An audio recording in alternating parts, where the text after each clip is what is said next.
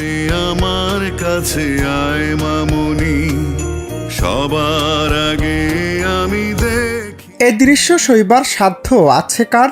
কারাগার থেকে আদালতে হাজিরা দিতে আসা এক বাবা ফেরার পথে বিপরীত পাশে দেখতে পেলেন তার স্ত্রী ও কোলে থাকা ছোট সন্তানকে। প্রায় 10 কিংবা 11 মাস বয়সী সন্তানটি বাবার কাছে যেন এক অমূল্য ধন। দীর্ঘদিন আদরের সন্তানকে ছুঁয়ে দেখার সুযোগ পাননি তিনি, তাই কারাগারে ফেরার পথে সন্তানকে একবার স্পর্শ করার আবদার। এ দৃশ্য আজ নেট দুনিয়ায় ভাইরাল।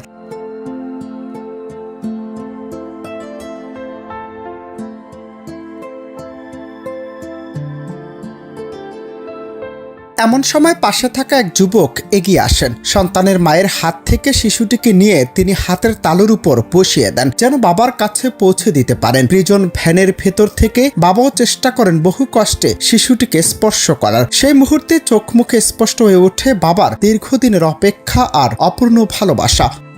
মায়ের চোখ মুখেও তখন অসহায়ত্ব ভেসে ওঠে। সন্তানকে বাবার কাছে পৌঁছে দেওয়ার চেষ্টায় বারবার আড়ষ্ট হয়ে পড়েছেন তিনি। একদিকে কারাগারে ফেরার শৃঙ্খল, অন্যদিকে পরিবারের প্রতি মমতার টান। এই দুই বাস্তবতার মাঝে ভেঙে পড়তে বসেছিল আবেগঘন পরিবেশ। উপস্থিত অনেকে তখন চোখের পানি লুকাতে ব্যর্থ হন। রিমন নামের একজন মন্তব্য করেছেন, নাবালক শিশুটা হয়তো কিছুই বুঝে নাই, ওই শিশুর পিতা ঠিকই আত্মতৃপ্তি নিয়ে মাথায় হাত বুলিয়ে।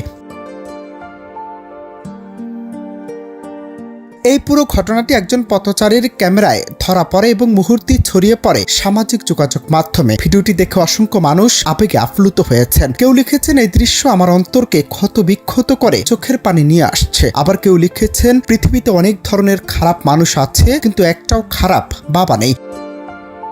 আদালতের সামনে ঘটে যাওয়া এই ক্ষণিকের মুহূর্ত প্রমাণ করে সন্তানের প্রতি বাবার ভালোবাসা অটল ও চিরন্তন। Ananta Hasan Masud, news desk, Bangla TV.